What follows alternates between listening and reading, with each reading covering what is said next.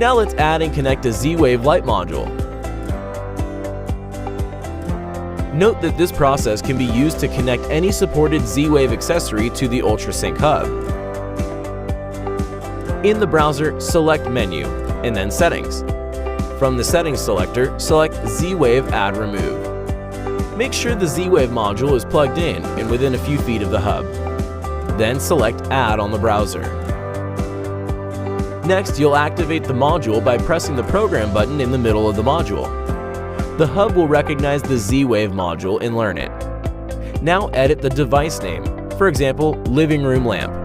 Press Save to save the changes.